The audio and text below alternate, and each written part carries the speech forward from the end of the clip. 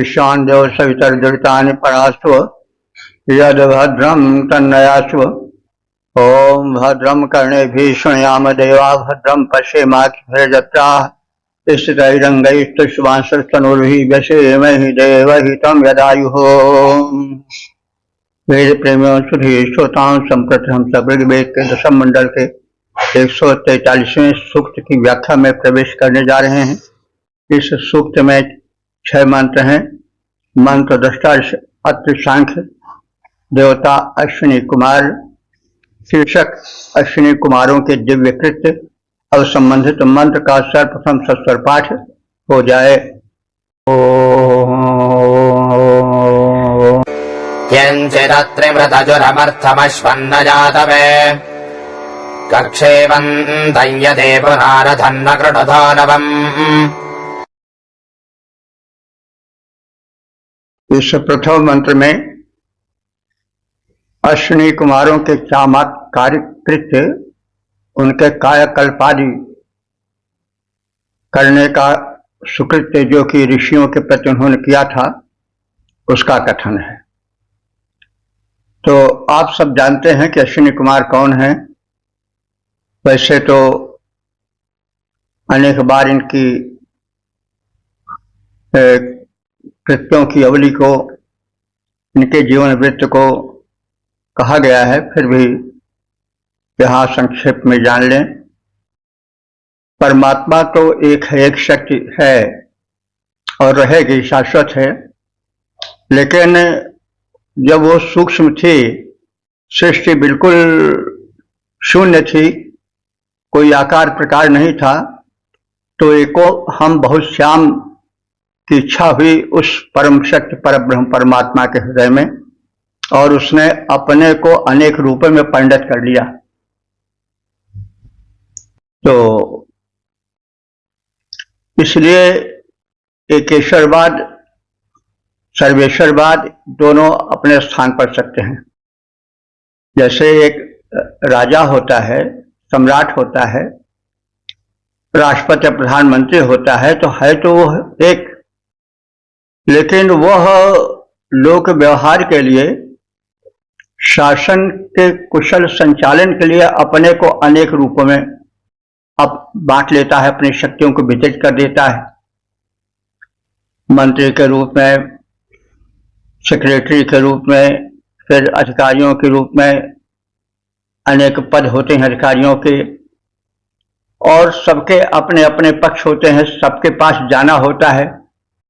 जैसे किसी को किसी वस्तु विशेष की आवश्यकता हुई तो वह राजा या प्रधानमंत्री के पास सीधे नहीं जाएगा, बल्कि संबंधित अधिकारी के पास जाएगा। तो इसी प्रकार से जो उस परम शक्ति परमात्मा की वितरित शक्तियां हैं, उनमें से एक शक्ति है अश्विनी कुमार की। अश्विनी कुमार 2 हैं और सदैव एक ही रथ पर चलते हैं, और ये देव भिषज हैं। सीधे साधे हम कह सकते हैं कि जैसे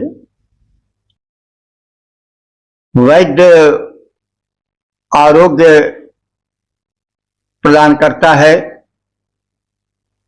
वैसे सृष्टि में जो एक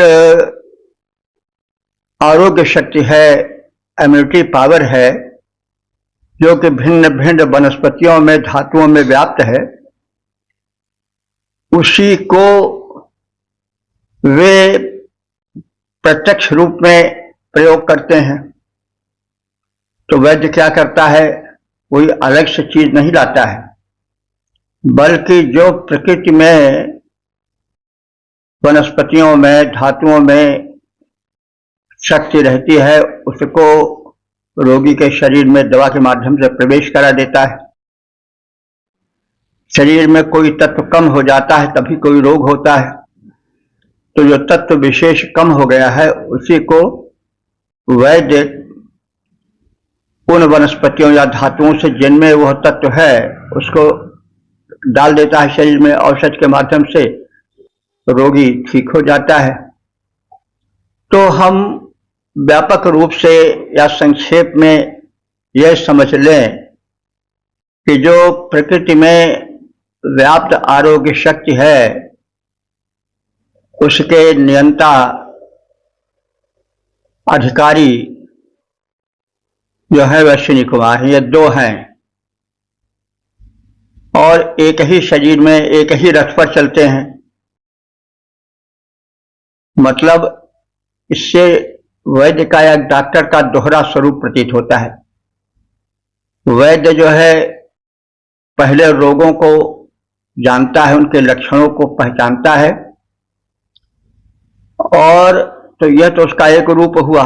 दूसरा रूप उसका है कि वह पहचान करके, भली भांति जान करके कि रोग क्यों हुआ है और उसके किस तत्व की कमी है जिसको पूर्ण करके आरोग्य प्रदान किया जाता है, तो औषध प्रदान करता है। तो जो उसका औषध प्रदायक रूप है वही दूसरा हुआ। तो वैद्य का जो तन और मन रूप में, मानसिक और शारीरिक रूप में, विचार और व्यवहार रूप में जो विभाजित रूप है वही दो अश्विनी कुमार कहे जा सकते हैं, समझे जा सकते हैं। तो ऋषि इन स्वास्थ्यप्रद देवभीषण अश्विनी कुमारों से उनके द्वारा किए गए कायाकल्प के कृत्यों का कथन कर रहा है और अपना आभार उनके प्रति प्रकट कर रहा है। ऋत जुरम अत्रिम, मैं मंत्र दृष्टा से अत्रि। ऋत जुरम माने, ऋत माने यज्ञ, यज्ञ करते करते जुरम माने जरठ हो गया, यानी जो यज्ञ कर्म था करते करते मेरा यौवन बीत गया और बुढ़ापा आ गया, जरठ हो गया। तो हे अश्विनी कुमारों, तुमने यातवे, यात्रा माने गमन करने के लिए, यानी जो अत्रि ऋषि अवस्था में अधिक हो गए थे और गमन में, चलने फिरने में उन्हें असमर्थता का अनुभव हो रहा था, उनमें यात्रा माने गमन की शक्ति पैदा की, चलने फिरने की शक्ति पैदा की, और उनका ऐसा कायाकल्प किया कि अश्वमना त्रिरुथ, अश्व माने घोड़ा, उनको घोड़ा के समान कर दिया।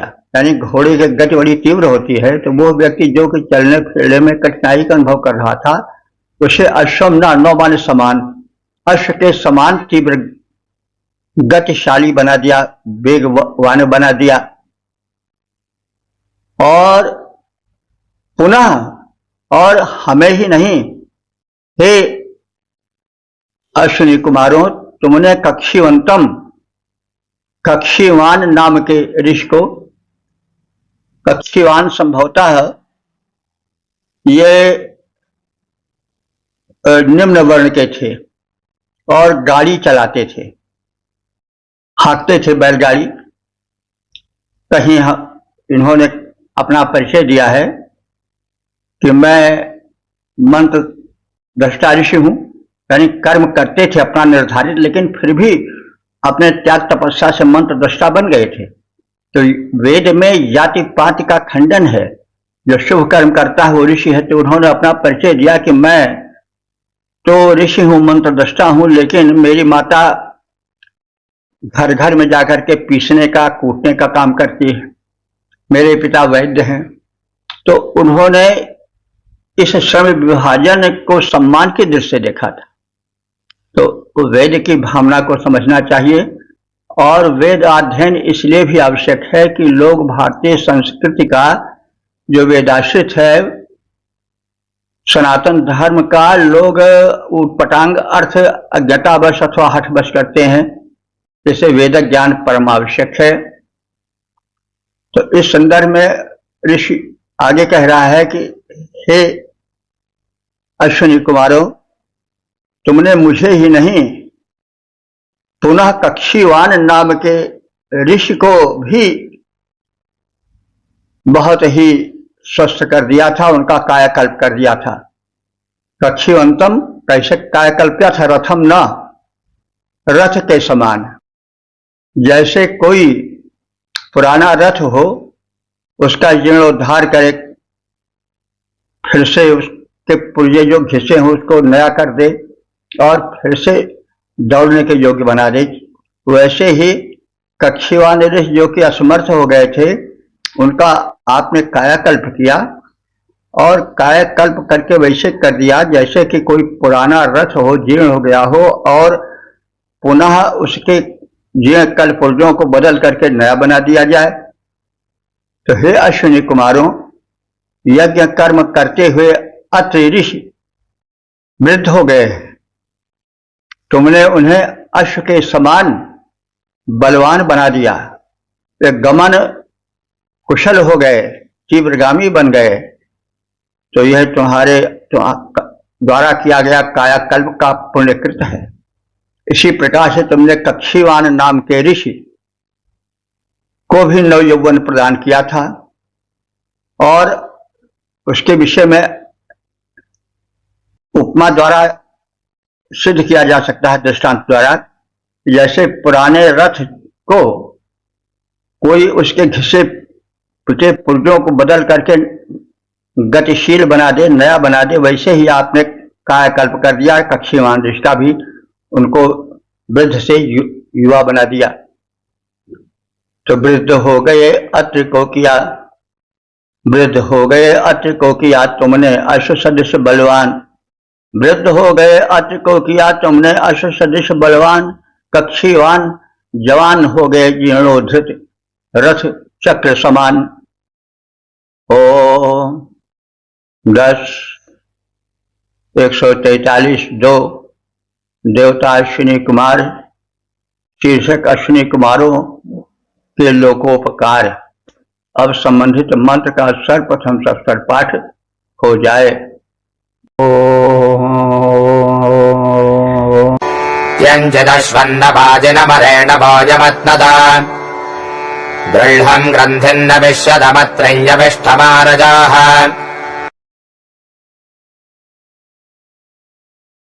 इस दूसरे मंत्र में भी जो है वह अश्विनी कुमारों के लोकोपकार का और ऋषि के साथ किए गए उपकार का कथन किया गया है। तो वाजिनम अश्वम्ना, वाजी कहते हैं द्रुतगामी को। वैसे बाजी अश्व घोड़े को भी कहा जाता है, क्योंकि वो द्रुतगामी है, बहुत तेज दौड़ता है, इसलिए उसको बाज कहा जाता है, लेकिन यहाँ अश्व कह दिया गया है। तो अश्व और बाज दोनों दो बार कैसे कहे जाएंगे, तो इसलिए एक को विशेषण एक को विशेष मान लिया जाएगा। तो यहाँ पर बाज जो है वो विशेषण है। बाजन अश्वम्ना, नौ माने समान, द्रुतगामी अश्व के समान। यम अरेवा अपनत, यम माने जिस ऋषि अत्रि को, अरेवा माने दुष्कर्मी असुरों ने, अतनत माने बांध रखा था, उसे दृढ़ ग्रंथिम विपत्यतम, बंधन के दृढ़ गांठों से मुक्त किया, खोल दिया। सह यविष्ठम, वह यविष्ठ हो गया। यविष्ठ माने अत्यधिक युवा बन गया, युवा के समान हो गया। मानी कहाँ वृद्ध था, कहाँ बलशाली बन गया, युवा बन गया। तो ग्रंथ से, बंधन से मुक्त ही नहीं किया, वरन उसमें कुछ ऐसे औषधीय द्रव्य डाले या उसका कायाकल्प किया औषधि माध्यम से कि वे जो अत्रि ऋषि थे वो यविष्ठ हो गए, बलवान युवा के समान हो गए। और रजह, रजह माने लोक को, और अपने निवास स्थान को पधार गए, चले गए। तो इस प्रकार से प्रबल पराक्रमी असुरों ने दुष्ट उन राक्षसों ने अत्र ऋषि को वैसे ही बांध रखा था जैसे कोई द्रुतगामी अश्व को जकड़ कर बांध दे। सुदृढ़ गांठ खोलने के समान हे अश्विनी कुमारों, तुम दोनों ने उनको उस बंधन से मुक्त किया और वे तरुण के समान अपने निवास स्थान को चले गए।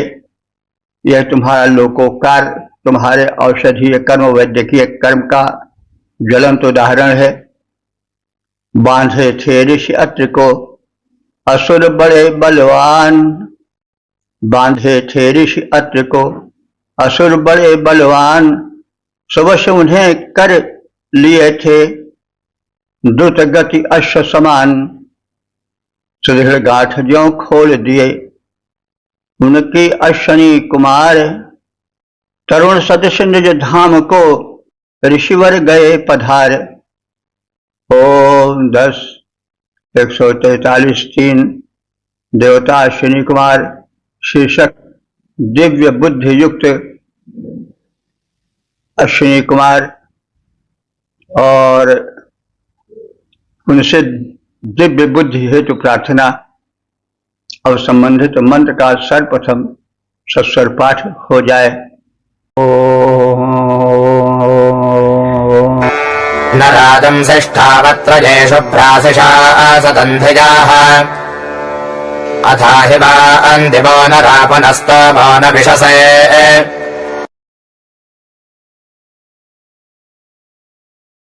इस तीसरे मंत्र में अश्विनी कुमारों से सद्बुद्धि की प्रार्थना की गई।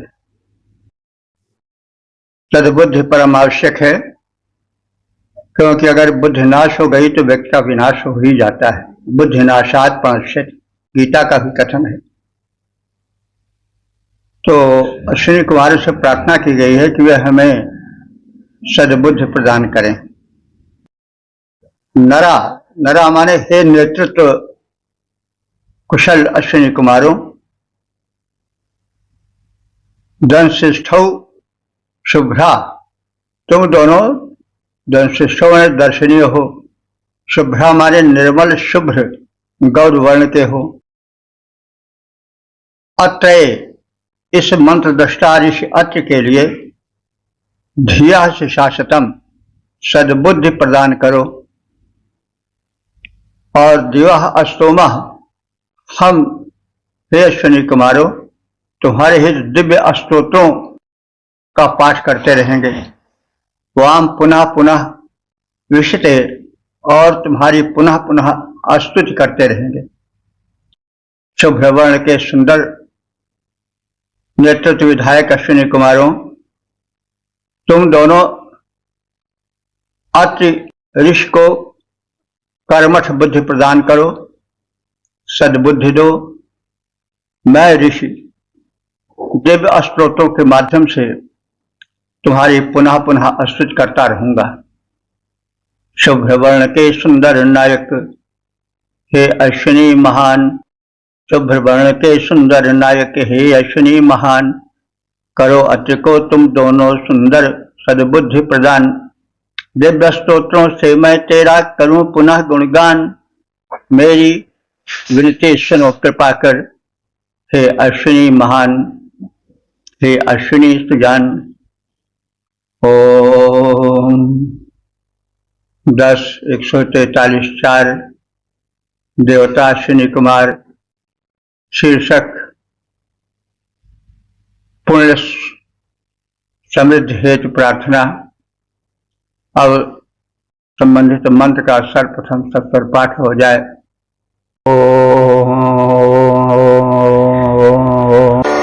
चिते तद्वां सुराधसाराधिस्वपतिरश्विना आजन्नः सदने पृथौ समने परशथो नरा।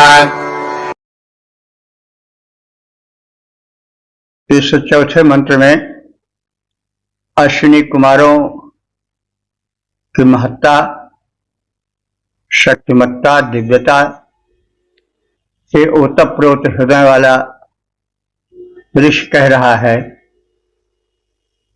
कि सुराधसा अश्विना, सुराधसा माने अच्छी प्रकार से उपास्य अश्विनी कुमारों। सुमति ही राति, तुम हमको सुबुद्धि दो और हम तुम्हारी स्तुति करेंगे और हविर्दान करेंगे। यह स्तुति और हविर्दान तुम्हारे लिए समर्पित है। सदने यज्ञशाला में पृथौ समने, पृथौ माने विस्तीर्ण, पृथु माने विस्तृत, विस्तृत होता है नहीं, और उसी विस्तृत पृथ्वी शब्द से पृथ्वी भी बना है क्योंकि वह भी बहुत विस्तृत है। तो वास्तव में मूल अर्थ पृथु का होता है विस्तार। तो पृथु समने माने इस विस्तृत व्यापक रूप में किए जाने वाले यज्ञ में न अपरसथा, हमारे स्तोत्रों को तुम सुनो, क्योंकि यह हविर्दान और स्तोत्र तुम्हारे लिए ही समर्पित है। तो हे उत्तम कोटि के दाता अश्विनी कुमारों, हमारी शोभन स्तुति और हविर्दान की व्यवस्था तुम्हारे लिए। हे नेतृत्व विधायकों, यज्ञ भवन में विस्तीर्ण यज्ञ में तुमने हमारे स्तोत्रों के अभिप्राय को जाना है, यानी हमने स्तोत्र पाठ किया है, उसमें हमने जो अपनी मनोवांछा मनोकामना प्रकट की है उससे परिचित हो चुके हो, और हविर्दान से जो हमने प्रेम पूर्वक हव्य समर्पण किया है उससे भी तुम पूर्ण रूप से परिचित हो गए हो। उत्तम दाता अश्विनी कुमारों, यह स्तुतिमय और यह हविर्दान है सभी तुम्हारे हेतु देव, तुमको है सारा परिज्ञान। स्तोत्रों का सब अभिप्राय है ज्ञात तुम्हें, हे देव प्रवर। स्तुति से हविर्दान से तुम दोनों परिचित हो, हे सुरवर। ओ 10:143 5 देवता अश्विनी कुमार, शीर्षक भिज्जु का उद्धार। अब संबंधित मंत्र का सर्वप्रथम सस्वर पाठ हो जाए। एवं भज्यं समुद्र आरजसः पार एङ्खितम् जातमच्छापदत्रिभिर्ना सत्या सातजे व्रतम्। इस 5वें मंत्र में भिज्जु नामक राजकुमार के उद्धार का कथन है, जो कि समुद्र की तरंगों में डूबने की स्थिति में था।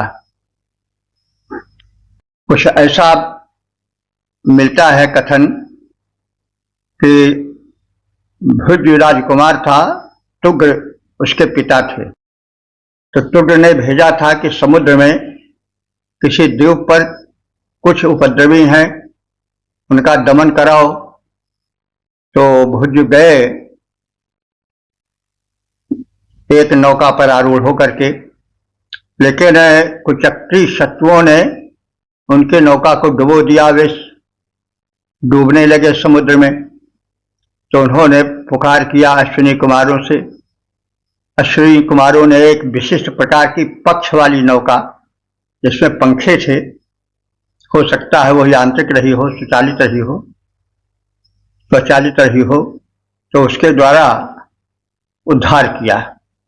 तो यह एक बड़ा कार्य था।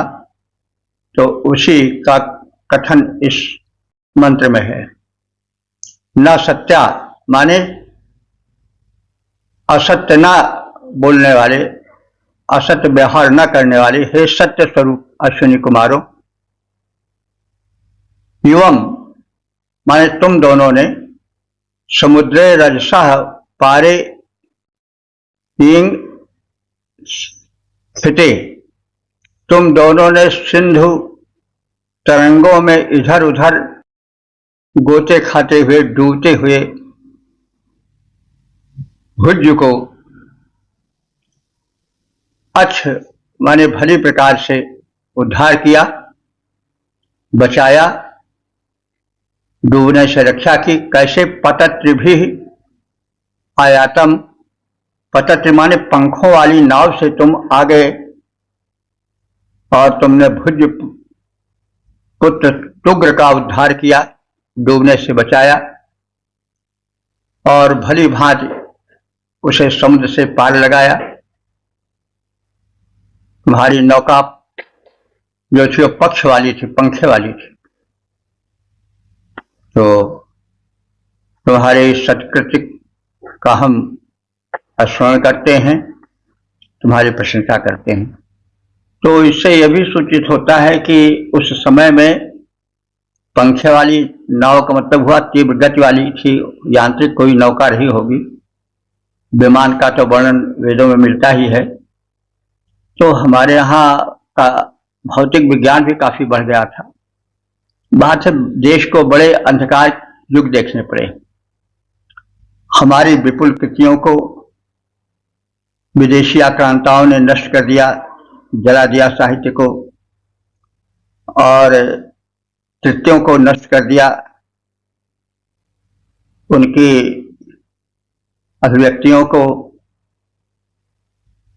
उनके द्वारा बनाए गए यंत्रों को तोड़ फोड़ डाला और अंधकार युग में गए भारत ने अपने प्राचीन गौरव को भुला दिया और अपने को बड़ा हीन मानने लगे। लेकिन वेदांत के पढ़ने से हमें यह प्रतीत होता है कि वेदों में एक उच्च कोटि की विकसित सभ्यता थी। तो हे सत्य स्वरूप अश्विनी कुमारों, सागर की तरंगों में इधर उधर गोते खाते हुए, डूबते हुए भुज के उद्धार हेतु तुम दोनों श्रेष्ठ पतवारों से युक्त नाव को, जो पक्ष युक्त थी, उससे वहां पहुंचे, तुग्रपुत्र भुज का उद्धार किया, उसकी रक्षा की और उसकी अभीष्ट पूर्ति में सहायक बने। सागर की लहरों में जो गोते खाता जाता था, सागर की लहरों में जो गोते खाता जाता था, इधर उधर कष्टित होकर डूबता और उतराता था, पतवार युक्त नौका लेकर आए, उसका उद्धार किया, उसको अभीष्ट की पूर्ति हेतु, उसको अभीष्ट की पूर्ति हेतु सक्षम कर दिया, उबार लिया। ओ 10:143 से देवता अश्विनी कुमार शीर्षक सुख समृद्धि हेतु प्रार्थना और संबंधित मंत्र का सर्वप्रथम सत्कर पाठ हो जाए। आवाहं सुम्नैः शंयो इवमं हिष्ठा विश्ववेदसा समस्मे भोषदन्नरोत्सन्दविप्युषेरिषाः। इस छठे मंत्र में जो इस सूक्त के समापन का मंत्र है, उसमें अश्विनी कुमारों से व्यापक सुख और समृद्धि की कामना की गई। विश्व वेदसा नरः, विश्व वेदसा कहते हैं सर्वज्ञ को, जो संपूर्ण को वेद माने जाने, तो विश्व वेदसा नरः, हे नरों में श्रेष्ठ, हे वैभवशाली, सर्वज्ञ, समर्थ जो है अश्विनी कुमारों, तुम दोनों को यूयम हम सब शीश झुकाते हैं। वाम संजीव यु मंघिष्ठा, वाम माने तुम दोनों, संजीव कहते हैं समर्थ राजा को। तुम दोनों एक समर्थ राजा के यु माने समान हो, मंघिष्ठा माने महान हो। सुमने, तुम हमें पर्याप्त सुख से संपन्न कर दो। उसके लिए उपमा दी गई, कैसे? पिपीशी ईशा उत्समना, जैसे गाय के स्तन में पर्याप्त दुग्ध भर जाता है और वह दुग्ध भार से सुशोभित होकर नीचे लटका हुआ बड़ा अच्छा लगता है, वैसे अस्में हम सबको संभूषितम विभूषित कर दो धन आदि से। तो जैसे गोस्तन में दुग्ध भर जाता है तो वह बड़ा सुशोभन लगता है, वैसे तुम दोनों हम सब उपासकों को धन धान्य से भरपूर करके सुशोभित कर दो, संपूर्ण कर दो, आकर्षक बना दो। हे सर्वज्ञ नायको, संवर्धनशील स्वामी, अश्विनी कुमारों, तुम राजा के समान श्रेष्ठ हो, सुख साधनों से संपन्न हो, पूज्य हो। हमारे सम्मुख धनैश्वर्य के साथ आओ। जैसे दुग्ध गाय के स्तन को भर कर बड़ा सुशोभन उसे बना देता है, वैसे तुम हमें धन धान्य से परिपूर्ण करके दर्शनीय बना दो। हे सर्वज्ञ अश्विनी कुमारो, तुम सम्राट समान, हे सर्वज्ञ अश्विनी कुमारो, तुम सम्राट समान सुखी पूज्य हो, परम श्रेष्ठ हो और परम धनवान। उत्तम दुग्ध गाय के स्तन को भर देता, जैसे धनेश्वर्य से आकर हमको पूरित कर दो, वैसे वेद प्रेमियों सुधी श्रोताओं, हम सब ऋग्वेद के दशम मंडल के 143वें सूक्त के 6 मंत्रों के विषय में संक्षिप्त परिज्ञान प्राप्त किए। अब हम ऋग्वेद के दशम मंडल के 144वें सूक्त की व्याख्या में प्रवेश करने जा रहे हैं। इस सूक्त में 6 मंत्र हैं और मंत्र दृष्टा ऋषि पूर्व ही हैं, पूर्वोत हैं, देवता इंद्र हैं। और इस सूक्त के प्रथम मंत्र का शीर्षक है सोम रस का इंद्र को प्रत्यर्पण। अब हम संबंधित मंत्र का सर्वप्रथम सत्तर पाठ कर लें।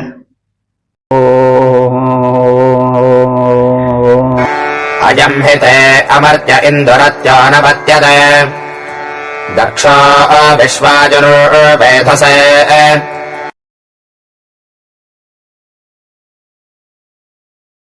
इस प्रथम मंत्र में सोम आनयन का कथन है।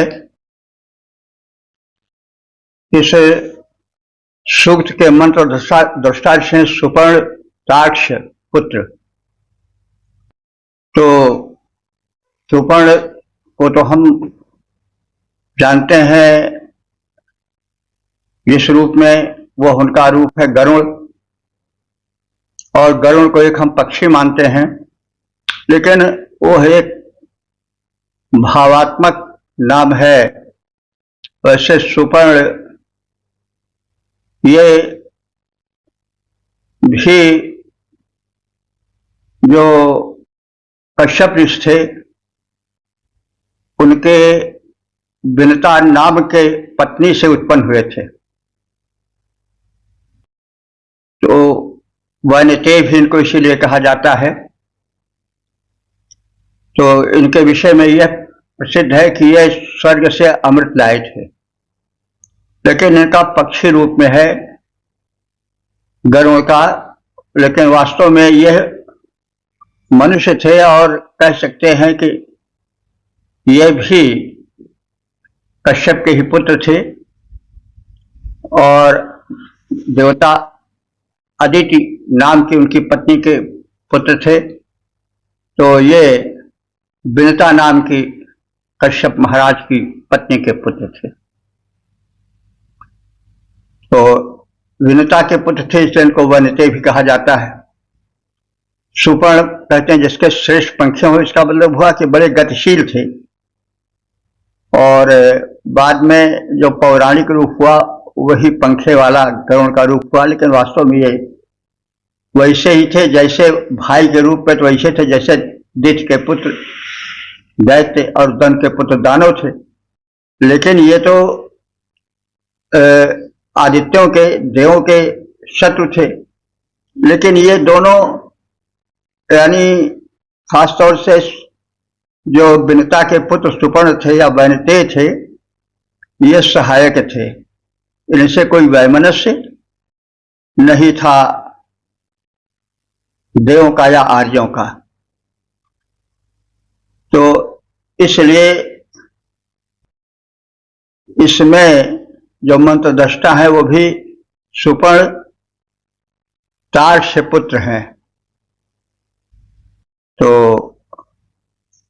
देवता इंद्र हैं और इंद्र से सोमपान विषयक वार्ता को प्रधानता दी गई है।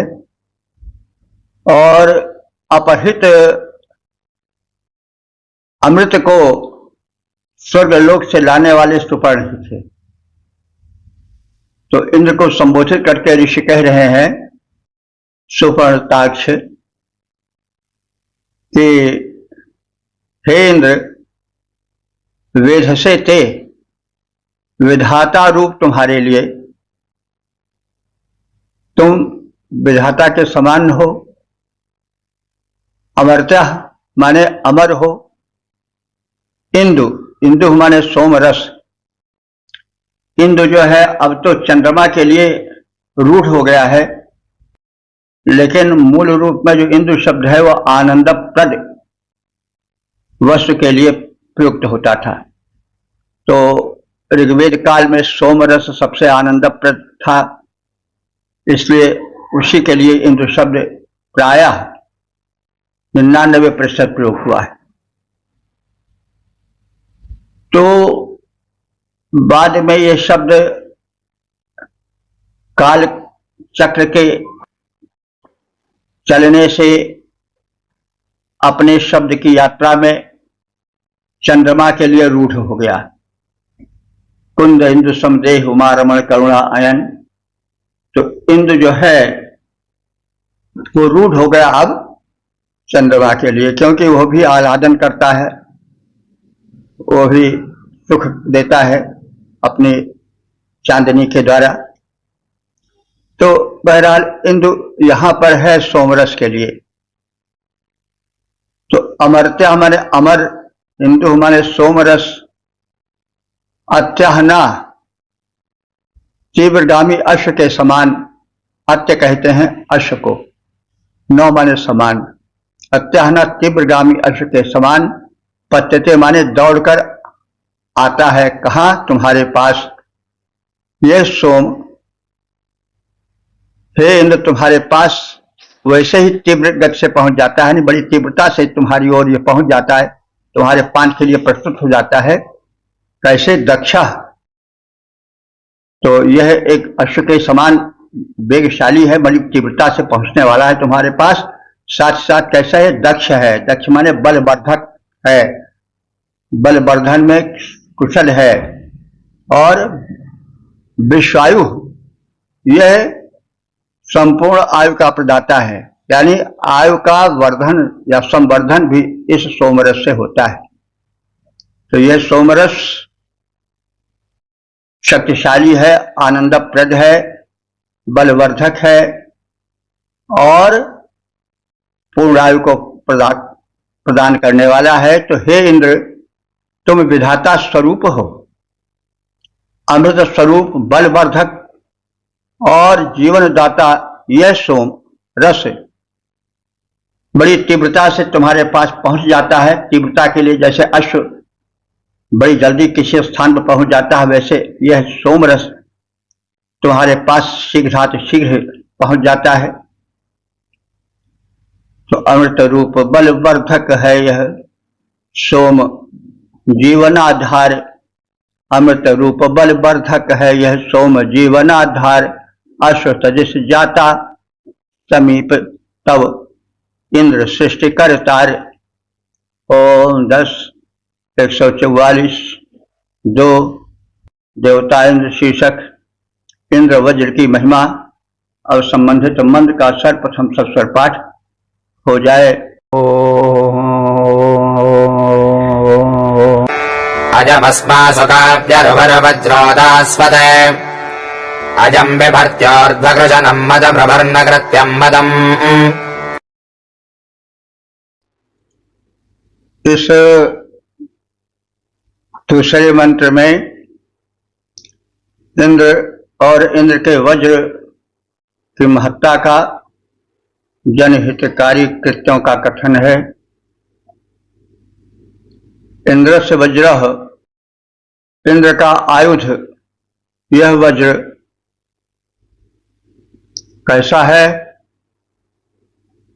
सुकाव्य, हमारे सबके काव्य का विषय है, यानी हम सबके अस्तित्व का विषय है। हम सब में अस्तित्व है अपने गुणों और महत्ता शक्तिमत्ता के कारण। अयम ऋभु, अयम माने यह वज्र, ऋभु, ऋभु माने दीप्तिमान है, चमकीला है। और दस्वते परम दानी है। अयम यह वज्र ऊर्ध्व कृष्णम, ऊर्ध्व कृष्ण नामक स्तुतिकर्ता का बृहत् माने पालन पोषण करने वाला है। और ऋभु ना, तेजस्वी ऋभु के समान। अब देखिए यहां ऋभु जो है वो ऋषि के लिए आया है, तो ऋभु विशेषण के रूप में भी आया है। पहले वह इंद्र के वज्र की दीप्तिमत्ता चमकीलेपन का द्योतक है। और ऋभु ऋषि भी थे, तो वे बड़े द्युतिमान रहे होंगे, इसलिए उनका नाम ऋभु हो गया। क्योंकि पहले के जो नाम थे वे गुण के हिसाब से रखे जाते थे। यथा नाम तथा गुण, ऐसा प्रसिद्ध है। आज की तरह नहीं कि नाम फतेह सिंह पोतढ़ाई आना, ऐसी बात नहीं। पहले जो नाम रखे जाते थे वे गुण के आधार पर रखे जाते थे। शेर बहादुर नाम डरपोक का नहीं रखा जाता था। तो अब तो ऐसा कोई बंधन नहीं है। बहरहाल यह है हमारे वैदिक युग और बाद के कुछ कालखंड का द्योतक है कि तब तक नाम जो था वह गुण के आधार पर होता था। तो वही ऋभु शब्द के विषय में कहा गया। ऋभु चमकीले के अर्थ में भी आता है। ऋभु एक ऋषि भी थे, तेजस्वी थे, तो वही कहा गया है कि अयम, यह जो है वज्र, वो ऊर्ध्व कृष्णम, ऊर्ध्व कृष्ण नाम के स्तुतिकर्ता का परम हितैषी है। विभर्ति उनका पालन पोषण करता है। और ऋभु न माने समान, और महर्षि ऋभु के समान यह तेजस्वी है। इंद्र भी तद्वत हैं, उसी तरह से हैं। और कृतव्यम, ये दोनों यज्ञकर्ता को मदम माने आनंद प्रदान करने वाले हैं। दानी इंद्र का प्रदीप्त वज्र हमारे स्तोत्रों में वर्णन के योग्य है। यह काव्य का विषय है, परम रुचिकर है, महान है। यही वज्र ऊर्ध्व कृष्ण नाम के स्तुतिकर्ता का पालन करने वाला है। जैसे ऋभुदेव यज्ञकर्ताओं के पोषक हैं, वैसे ही इंद्र भी यजमानों को प्रोत्साहित करते हुए उन्हें पोषण प्रदान करते हैं। वज्र भी उनका पोषक है, रक्षक है। वज्र इंद्र का तेजस्वी है, वज्र इंद्र का तेजस्वी है, वर्णन योग्य हमारे ऊर्ध्व कृष्ण को यही वज्र पालता हरता दुख सारे। ऋभुदेव यज्ञ कर्ताओं के पोषक बनते हैं जैसे, ऋभुदेव यज्ञ कर्ताओं के पोषक बनते हैं जैसे, इंद्रदेव भी यजमानों के पोषक बनते वैसे। ओ 10:144-3 देवता इंद्र शीर्षक संतानों को तेजस्वी बनाने हेतु प्रार्थना। अब संबंधित मंत्र का सर्वप्रथम सत्वर पाठ हो जाए।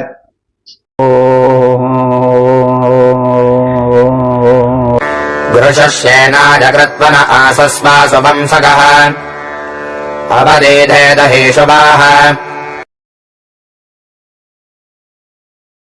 इस तीसरे मंत्र में जो मंत्रदृष्टा ऋषि हैं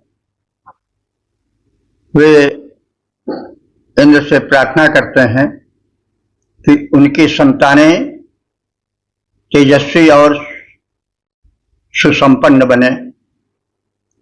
धृषु श्वासु आसु वंशगः। धृषु माने तेजस्वी, आसु वंशगः माने अपनी प्रजा में वंद्य इंद्र,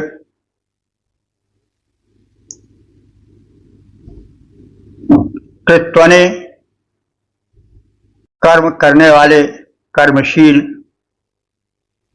जो सेनाय सेन नाम के ऋषि हैं जो इस सूक्त के मंत्र दृष्टा हैं, वे प्रार्थना करते हैं कि हे देव, अहिशुवः, अहिशुवः माने हमारे पुत्र आदिकों को, अवदिधेत माने तेजस्वी बनाओ।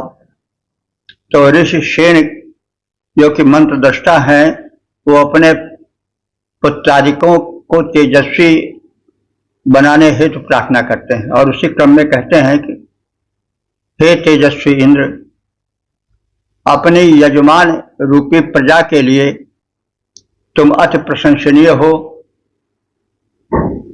तुम अपने सद्गुणों, अपने दातृत्व शक्ति के कारण अत्यंत प्रसिद्धि प्राप्त किए हो। तो वह कर्मशील सेन ऋषि के निमित्त तुम्हारी वह जो दानशीलता है, जो भक्तों के प्रति उदार भावना है, वह मंत्रदृष्टा ऋषि सेन के हित में भी लगे। और विशेष रूप से प्रार्थना है कि उनके संतानों को, पुत्र पौत्रादिकों को, हे इंद्रदेव, तुम अपने तेज से परम तेजस्वी बना दो।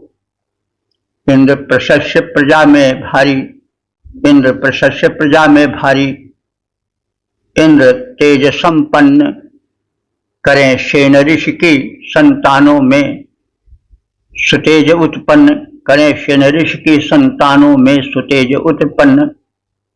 ओम 10:144-4 देवता इंद्र शीर्षक सोम आनयन। अब संबंधित मंत्र का सर्वप्रथम सस्वर पाठ हो जाए।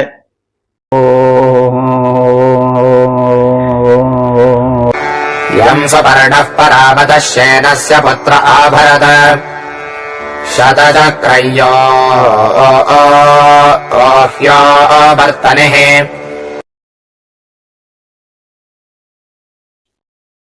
इस चौथे मंत्र में यह बताया गया है कि सोम रस को स्वर्ग से ऋषि सुपर्ण लाए थे। तो वही वृत्तांत संकेतित है इस मंत्र में। सेनस्य पुत्र सुपर्ण, सेन के पुत्र सुपर्ण, तो सेन ऋषि थे, उनके पुत्र सुपर्ण। तो सेन शब्द तो जो जाना जाता है आजकल, वो बाज पक्षी के लिए या गरुड़ के लिए समझा जा सकता है। लेकिन ये ऋग्वेद में ऋषि परंपरा के थे, ऋषि थे, ऋषिपुत्र थे। तो सेन ऋषि थे, उनके पुत्र सुपर्ण थे।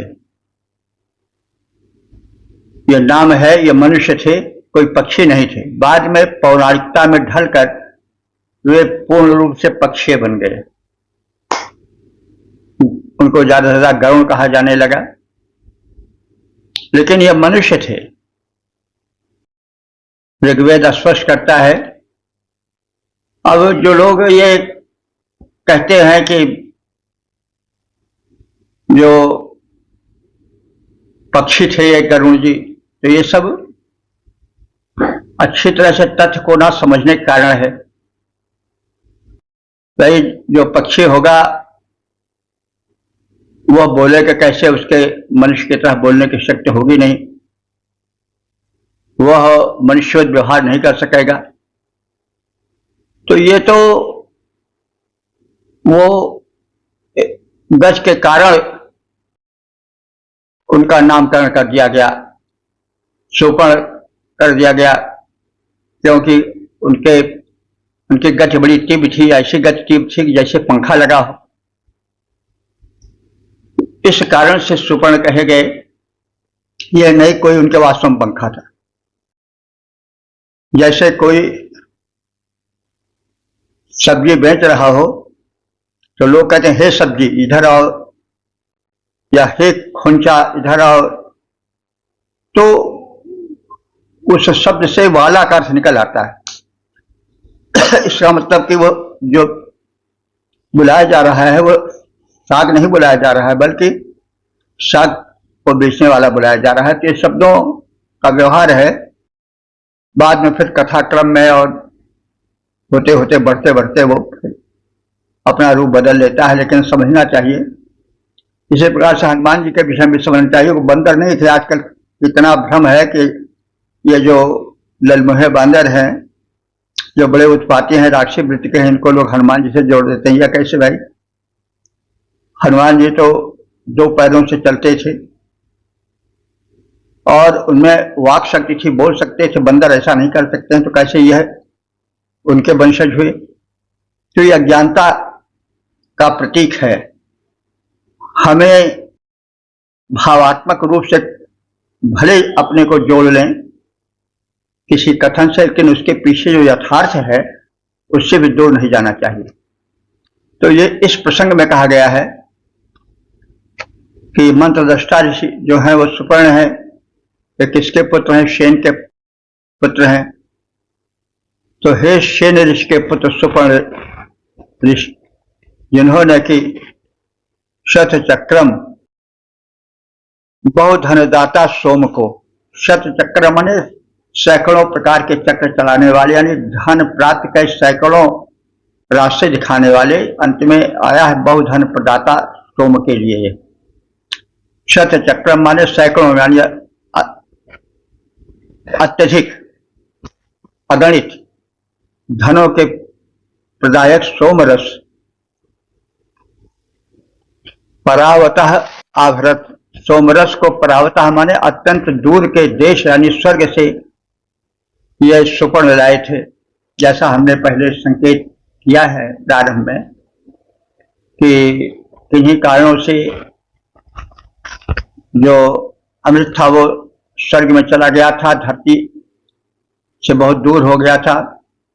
बाद में सुपर्ण तीव्र गति के ही हैं, तो स्वर्ग से अमृत कलश को लाए, ऐसा मिलता है और पुराणों में भी।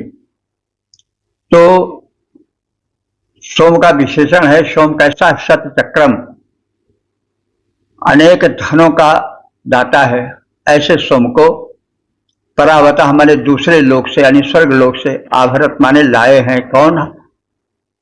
सुपर्ण।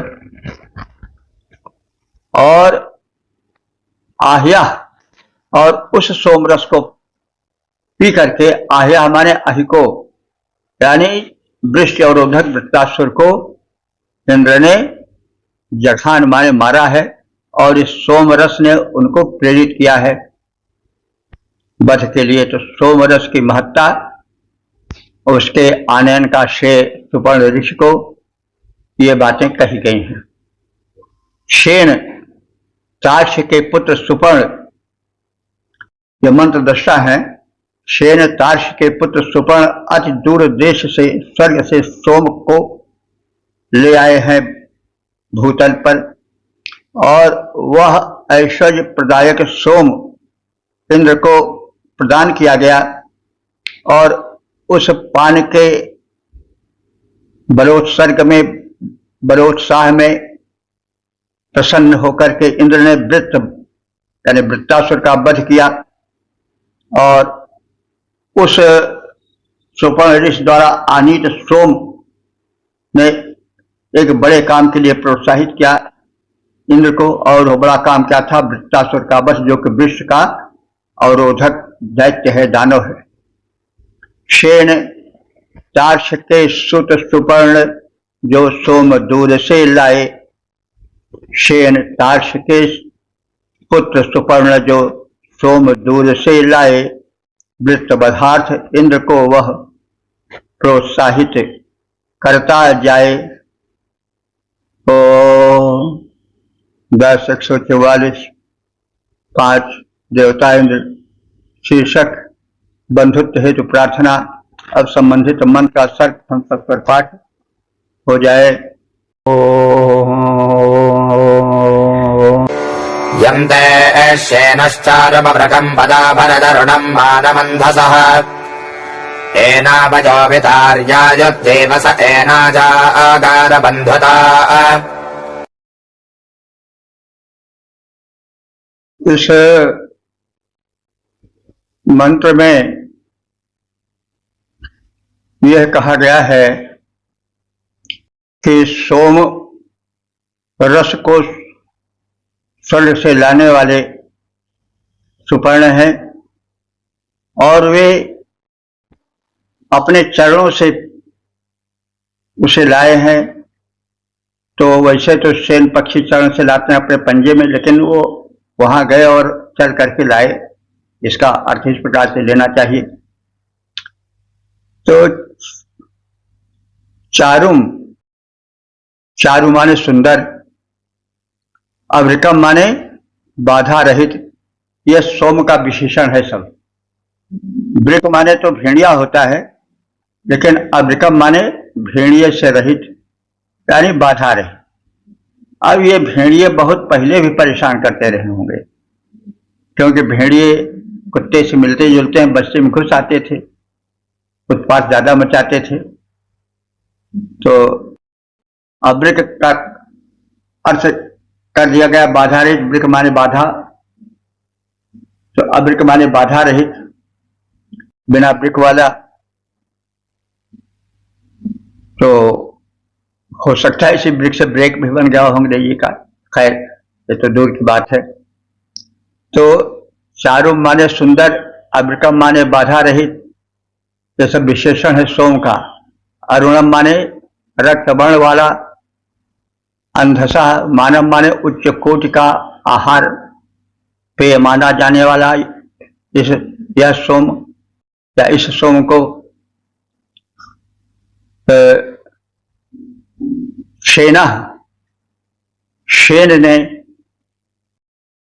ते माने तुम्हारे लिए, हे इंद्र तुम्हारे लिए शेन ने, पदा माने पैरों से, आभरत माने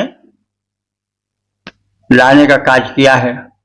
अतएव इसलिए हे इंद्र, अस्मभ्यम हम सबको, एना जीव से वय आयु वितर, इसके द्वारा, एना माने इस सोम रस के द्वारा उसके प्राप्त से प्रसन्न हुए तुम, जीव से माने जीवन दो, वय माने आयु दो, अन्न दो, वय माने अन्न भी होता है। तो यहां पर आयु है, इसलिए वय का अर्थ अन्न ज्यादा अच्छा होगा। तो वय माने अवस्था भी होता है, वय माने अन्न भी होता है।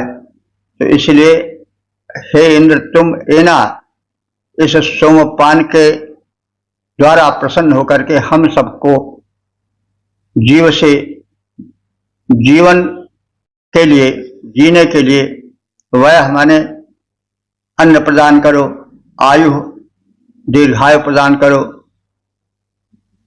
और हमें वितरित सुख सौभाग्य वितरित करो।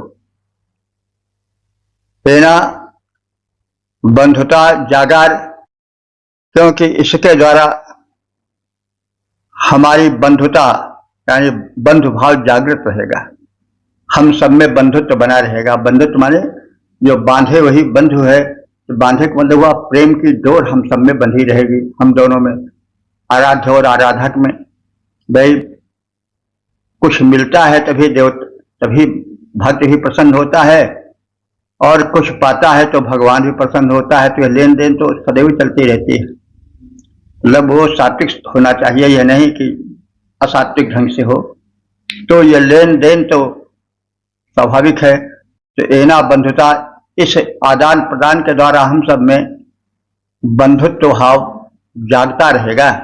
एना बंधुता जागार, यानी हम तुम्हें सोमरस दे रहे हैं और तुम हमें धन धान्य और दीर्घायु प्रदान करो। इस प्रकार से हम सबका जो बंधुत्व भाव है जुड़ा रहे, आदान प्रदान से हम सब जुड़े रहें। हे इंद्र, सुंदर रक्तवर्ण अन्नोत्पादक और सुखद सोम को शेन अपने चरणों से यहां लाए हैं श्रम पूर्वक। इस को तुम यानी इस प्राप्त के द्वारा तुम हे इंद्र हम सबको अन्न प्रदान करो एवं आयुष्य प्रदान करो, तथा इस प्रकार से सोम के माध्यम से हमारा और तुम्हारा बंधुत्व भाव जागृत रहे, सदैव बना रहे। सुंदर रक्तिम अन्नोत्पादक सुखद सोम कहलाए, सुंदर रक्तिम अन्नोत्पादक सुखद सोम कहलाए, इसे शेन चरणों में लेकर यहां धरा पर लाए। हे इंद्र, इसी से अन्न और आयुष्य प्रदान करो, इसी सोम के द्वारा भाईचारा भूरी भरो। ओ 10 144 देवताएंद्र शीर्षक बंधुत्व हेतु प्रार्थना और संबंधित मंत्र का सर्वप्रथम सत्तर पाठ हो जाए। एवादलिन्द्र इन्दुना देवेषु जिद्धारजाते महित्यजाः कृत्वा वजो वितार्याजुः सुक्रतो कृत्वा जमस्मदा सुतः। इस छठे मंत्र में, जो कि इस सूत के समापन का मंत्र है, उसमें सोमपान से आनंदित इंद्र हम सब उपासकों को अन्न धन और दीर्घायु प्रदान करें, ऐसी प्रार्थना है।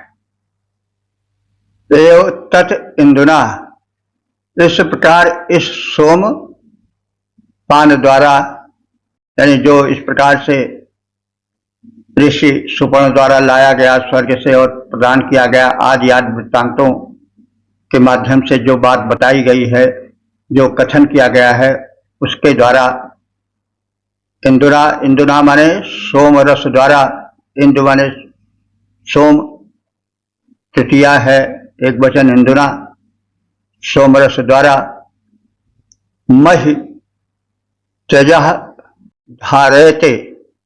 हे इंद्र, तो महि माने व्यापक है, महि माने हम लोग यही समझते हैं कि महि माने धरती होता है, मह या मही, लेकिन यह शब्द जो है वह विस्तार के अर्थ में है।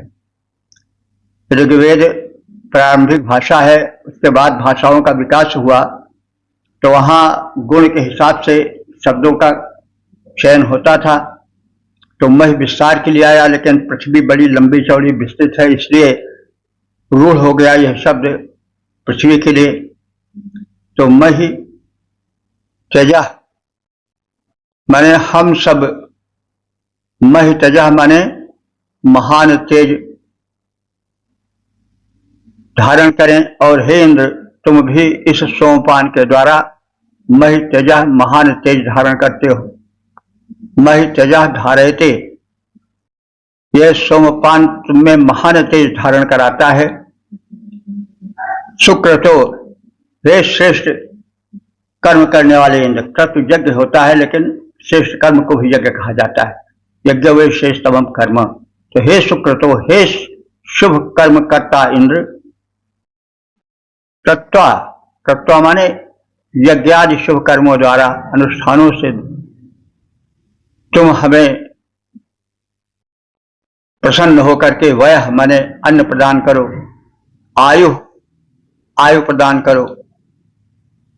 हे इंद्र, कृत्वा माने यज्ञ में, सुतः, सुतः माने निचोड़ा गया, यह सोमरस तुम्हारे हेतु समर्पित है और तुम्हारे लिए ही निचोड़ा गया है। हम सब तुम्हारे पर समर्पित भावना से नैवेद्य प्रस्तुत करते हैं सोमरस का। सोमपान द्वारा इंद्र महान तेज धारण कर हम लोगों को विशेष संरक्षण प्रदान करते हैं।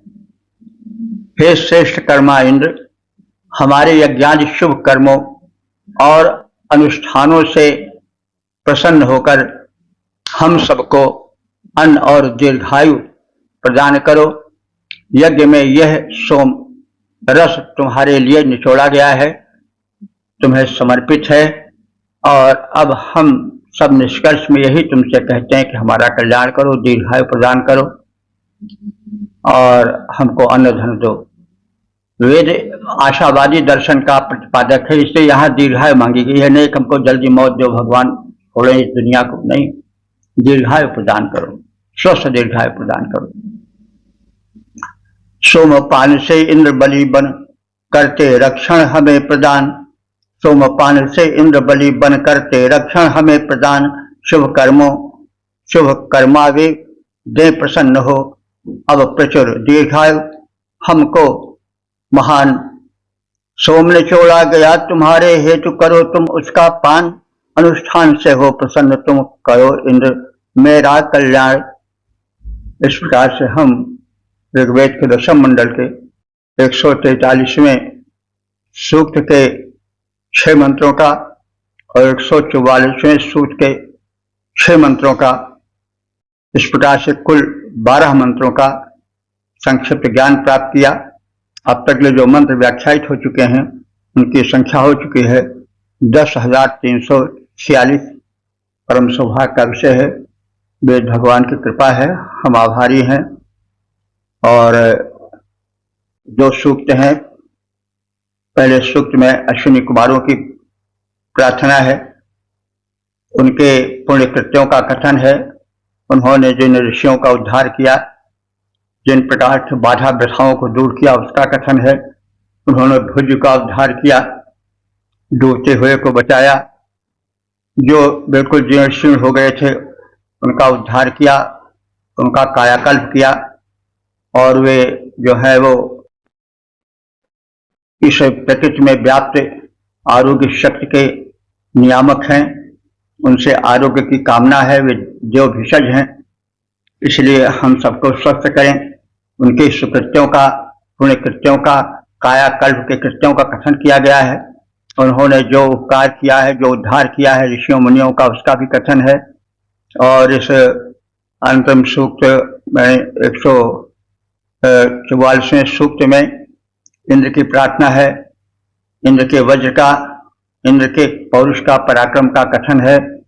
साथ ही साथ सोमरस के पान का वृत्तांत है। सोमरस मंत्र ऋषि के पुत्र सुपर्ण स्वर्ग से लाए हैं, इसका कथन है सुपर्ण के विषय में। और सोमरस के विषय में बहुत कुछ कहा भी जा चुका है इसी बैठक में, इसी क्रम में। तो इस प्रकार से इंद्र की प्रार्थना है और इंद्र से बल, वैभव, दीर्घायु और बलवान पुत्र पौत्रों की कामनाएं हैं। सुखी समृद्ध जीवन की आकांक्षाएं हैं।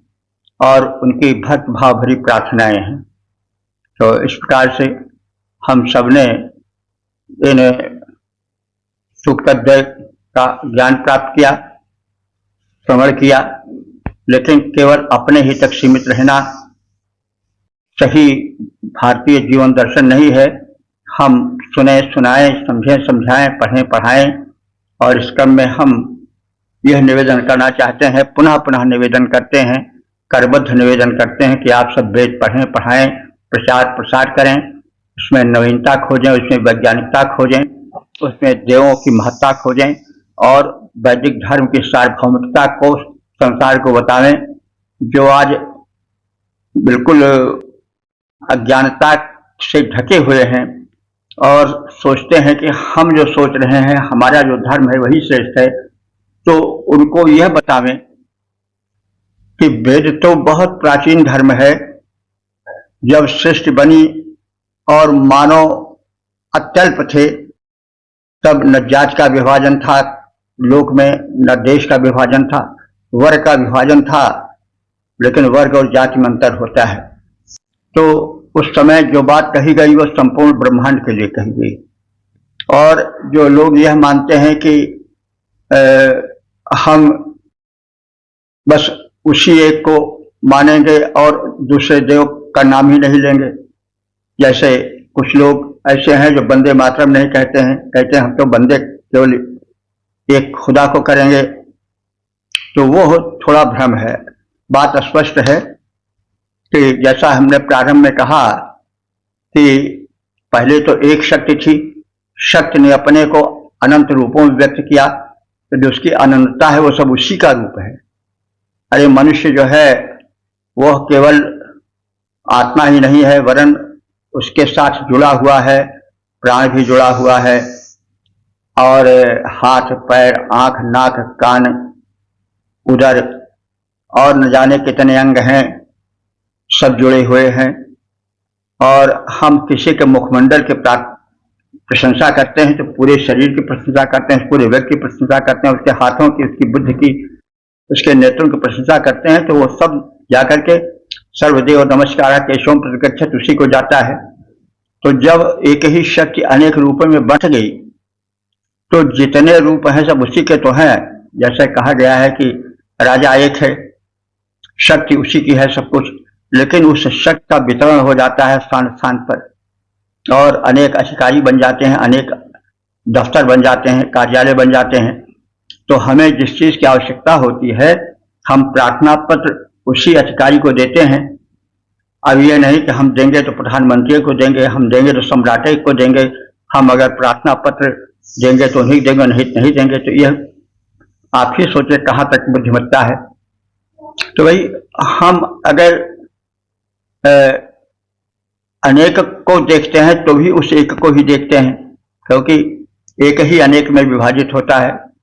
हाथ है तो हाथ में भी उंगलियां हैं, कोहनियां हैं, तमाम है, सब है, लेकिन सब मिला करके है तो वही एक।